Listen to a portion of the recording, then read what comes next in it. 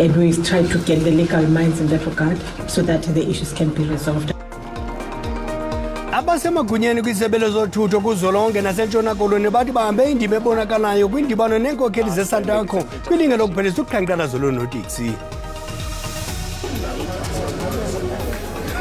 Babonakele bevuyelana uthi abobheza nogqirha Magudumana ngelixa bevele enkundleni ephakamileyo eBloemfontein kunye nabanye abatyholwa nabo. Kwezemidlalo iqhube ubusuku bonke imibhiyozo yeAustralia emva kokuba iqela lesizwe lebhola ekhatywayo lidlulele kwi-quarter finals zendebe yehlabathi yamanina kwiFIFA.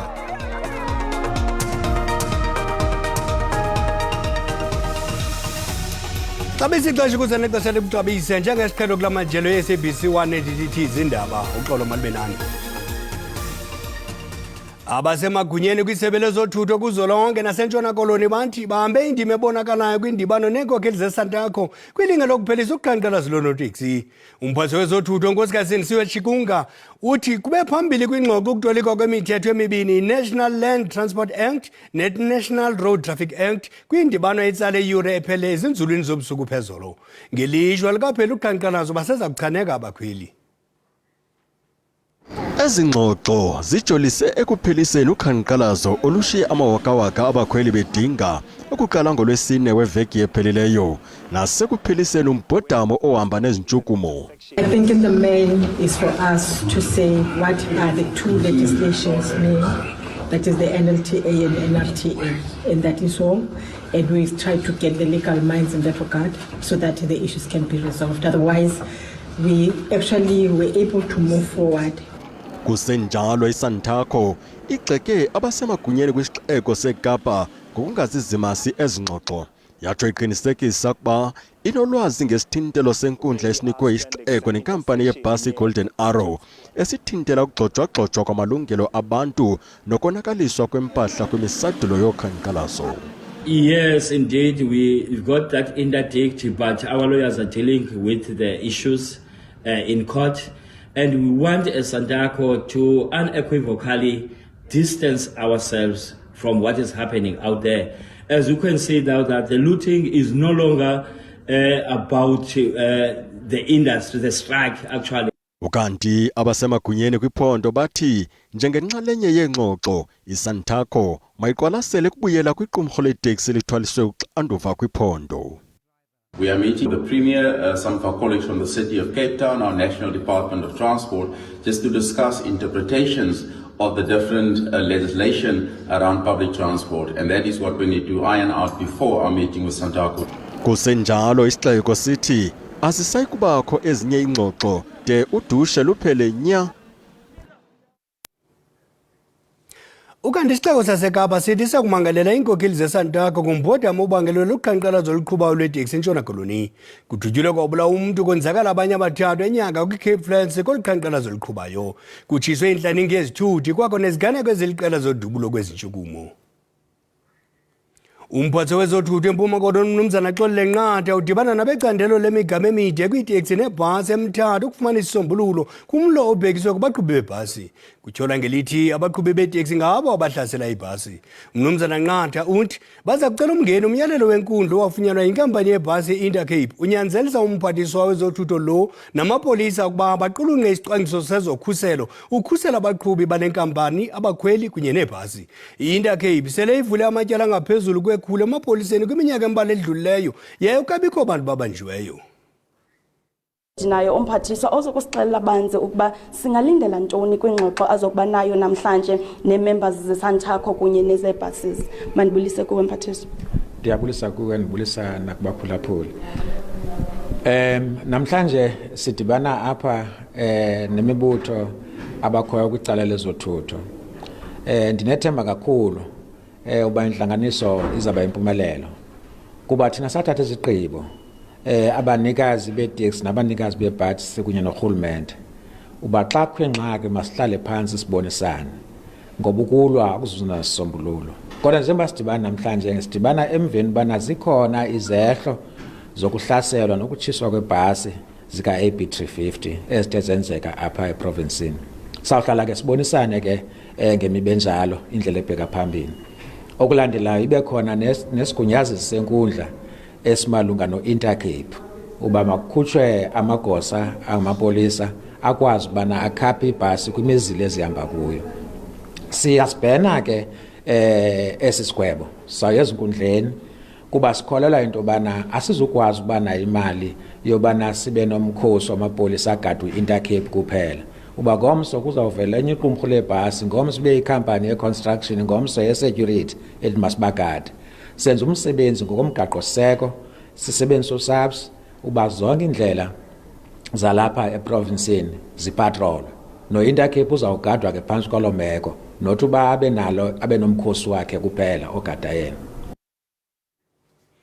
Umbulali nesidlwengu uthi abobesta nesinqandamathe sakhe ugqirha Nandipha Magudumana nabanye abalishumi bavele kwinkundla kamantyi yaseBloemfontein namhlanje. Bonke batyholwa ngokubandakanyeka kwigumgedla lokukhwesha kwabesta entolongweni kunyaka ophelileyo. Njengokuba esisibini besivele enkundleni ndawonye namhlanje, abantu bebelinde befuna ukubona ukuba ingaba esisibini siza kuba njani kwaye siza kuthini xa sibonana. Kwenzekile ke futhi ukuba sinxibe neempahla ezinombala ofanayo.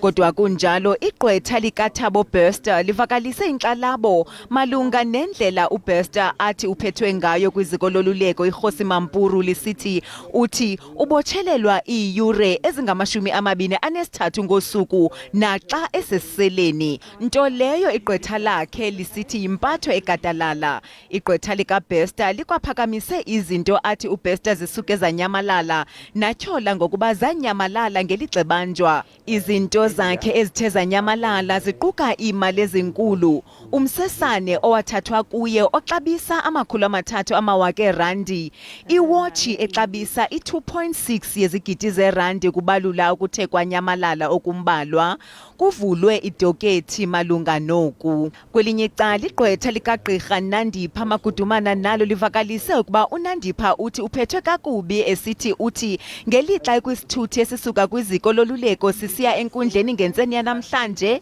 ebebotshelelwe kunzima nokubambelela kwisithuthi xa sijikajika esithi zange asiwe enkundleni ngolu hlobo, ucela impatho engcono. Kukwagxininiswe nangamangqina ukuba anganxibelelani nabatyholwa.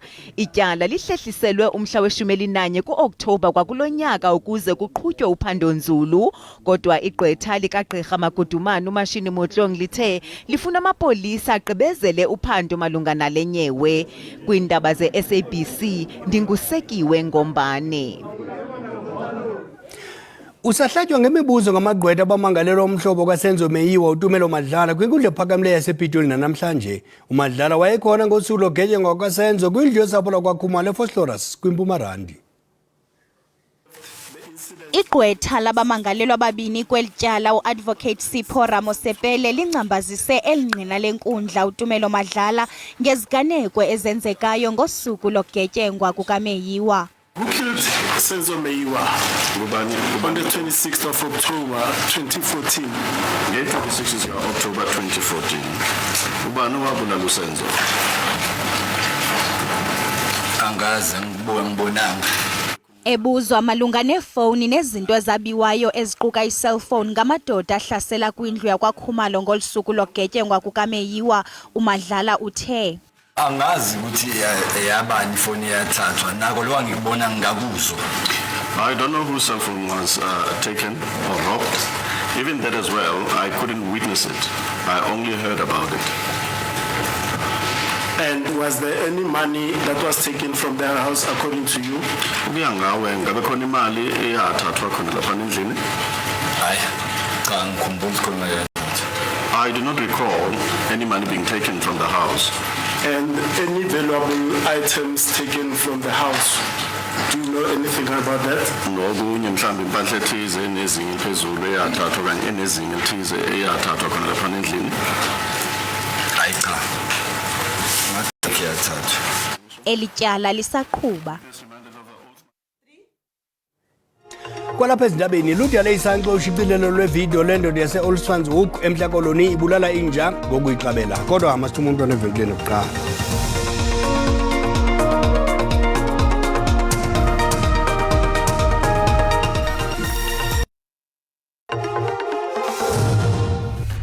Sinamkela kwakhona kwindaba zelijelo uyakwazi ukubukela kwakhona ezindaba kwijelo le-YouTube uthi SABC Iindaba zesiXhosa. Kwinqaku lokuqala sithe abasemagunyeni kwisebe lezothutho kuzwelonke nasentshona koloni bantu bahambe indima ebonakalayo kwindibano neenkokheli zesantako kwilinge lokuphelisa ukuqhankqalazo loonoteksi. Umphatho wezothutho unkosikazi Sindisiwe Chikunga uthi kube phambili kwingxoxo ukutolekwa kwemithetho emibini i-National Land Transport Act ne-National Road Traffic Act kwindibano etsale iyure ephele ezinzulwini zobusuku phezulu. Ngelishwa elikaphela ukuqhankqalazo baseza kuchaneka abakhweli. Senjalo isebe lezemidlalo ubugcisa nenkcubeko lithi umsitho wokubhiyozela usuku lwamanina uza kubanjelwa kwizakhiwo zomdibaniso ePitoli uyafuduswa ekhaya eLitshe Kapa njengoko bekupapashwe njalo ngaphambili. Ukulandela ukuqhankqalazo oluqhubayo lweSantako entshona koloni noluqala kwiveki ephelileyo. Kudutyulwe kwabulawa indoda kwaze konzakala nabantu abathathu kwilokishi yaseNyanga nanjengoko kusagquba udushe loonoteksi kweli phondo lasentshona koloni. Kuntunyekwe imoto eziliqela ngomlilo kwaze kwabakho iziganeko zokudutyulwa kwabantu. Isebe lezemidlalo ezobugcisa kunye nezemveli lithi ukutshintshwa kwendawo yokwenza lo msitho kunyanzeliswe luqhankqalazo loonoteksi eKapa nalapho kubonakala ukuba ikhaya elitsha inganobungozi kwezokhuseleko xa kungoku. Lo msitho uza kuqala ngomngcelele oza kusuka eSemi Max usingise kwizakhiwo zomdibaniso. Inkqubo yosuku iya kuqala emva kwalo mngcelele kuze kulandele intetho eza kunikwa ngumongameli uCyril Ramaphosa. Igqwetha lelungu lepalamente le-EFF uGqirha Mbuyiseni Ndlonzi lixoxa enkundleni ngendlela iphephandaba iDaily Sun elabhala ngayo kwinqaku ngesikhalazo sezesondo njengengekho mthethweni nenyelisayo.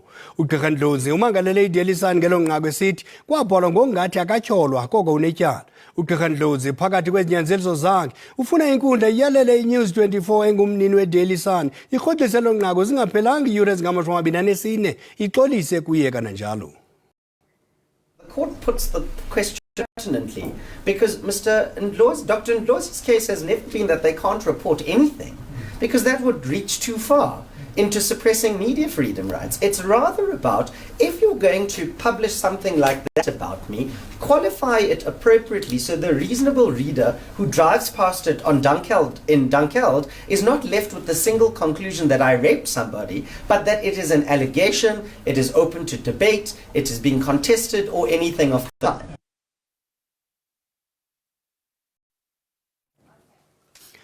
Xa unxibelelana nge-text messages ne-WhatsApp kuba nzima ukungasebenzisi emojis. Njengokuba ukubhala kungumngeni kubantu abadala nabantwana ngokufanayo, umbuzo kokuba liyintoni na igalelo lezi emojis kwiilimi zethu.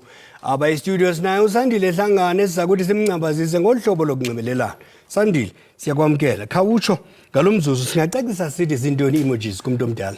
Abantu abaninzi ke ngakumbi ababhele sibabiza ngoba zii-linguist okanye abazaziyo ii-languages bayayiphikisa le nto bathi ayilulo ulwimi olu okanye ayiyo i-language. Ndiyathemba ke abadidiyeli bethu bayabonisa ababukele ekhaya ukuthi zintoni ezi-emojis sithetha ngazo. Kodwa ke thina abantu basebenzisa social media kweli xesha langoku siyavuma sitsho sithi yi-language ngoba yindlela esiyisebenzisayo ukunxulumana kwaye nabanye abantu esithetha nabo apha kwi-social media platforms.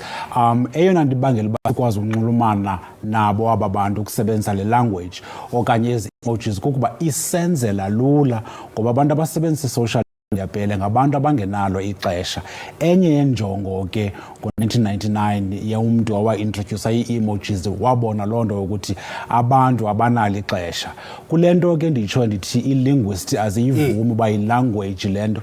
Masiyijonge ku-cryptocurrency. Ufika kwale cryptocurrency okanye imali le i-online abantu abaninzi babengayikholelwa into yokokuba iyawuze ngenye imini ezinye ii-countries okanye amanye amazwe ayenze ibe semthethweni.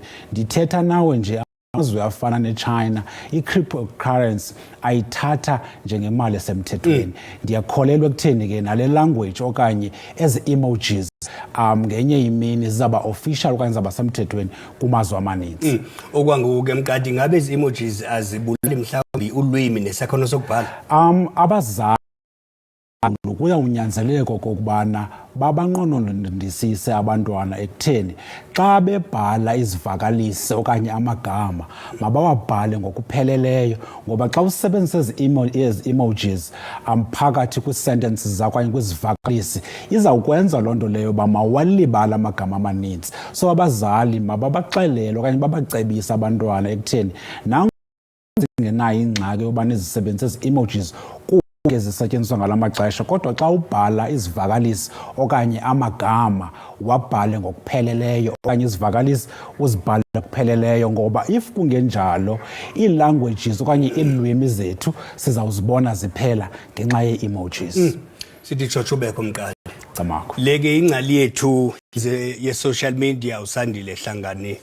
Sihlabele mgama ugqirha Alan Busang oligala lomzabalazo itshantliziyo lamalungelo unyawo ntle nomlwelo olungisa nophakathi kwenkokheli ezaseka i-United Democratic Front ngo-1982 uthi akazuzimaza umsitho wokukhumbula ukusekwa kwe-UDF ngelithi abaququzeleli balo msitho balala neli bavuke neli kuba le nkululeko kuthethwa ngayo akusiyo ababeyizabalazela.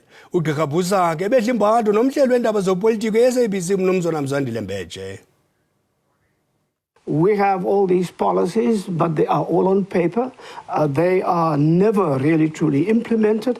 They are not implemented by people who seem to be competent because of the way in which some people have been appointed to key positions. The corruption I don't have to talk about. Everybody knows about that. There is the arrogance of power, and it always brings the abuse of power. Yeah. And so that we have watched over the last 30 years. And those are things that deeply concern me. And there is wide consensus across the country that we are in a deep troubling and concerning situation. So I raise those issues as one part of my problem with celebrating the UDF.